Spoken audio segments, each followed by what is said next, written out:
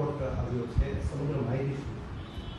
એમાં અમિત ખૂંટ આપઘાત મામલામાં FSL તરફથી સુસાઇડ નોટનો રિપોર્ટ મળી ગયો અને નામદાર કોર્ટ તરફ એને ફોરવર્ડ કરવામાં આવ્યો છે.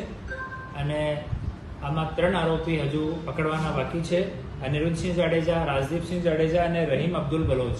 તો એની તપાસ અમારી ટીમ કરી રહી છે અને આ FSLની રિપોર્ટ છે એની માહિતી આપી નહીં શકાય, કેમ કે હવે તપાસ ચાલુ છે અને રિપોર્ટ મળી ગઈ અને નામદાર કોર્ટ તરફ ફોરવર્ડ કરવામાં આવ્યો છે.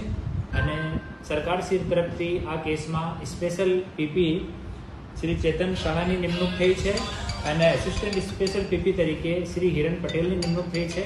બંને સાથે અમારી વાત થઈ ગઈ અને બંનેને કેસ સંબંધિત વિગતો આપવામાં આવી છે.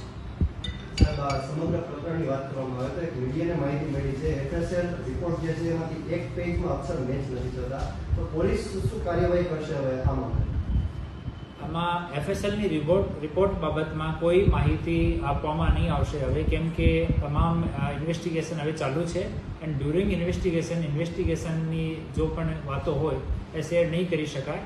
તો ઓફિશિયલી જેમ આપણામાં પ્રોગ્રેસ તમારી સાથે શેર કરી શકું, આપણે તમને આમંત્રિત કરીને શેર કરીશું. કેટલી ટીમો અત્યારે કામે લાગી છે? 3 આરોપી હજુ પણ ફરાર છે, કેટલા સમયમાં? અમારી તાલુકાની અને LCBની ટીમ આ પર કામ કરી રહી છે. Thank you.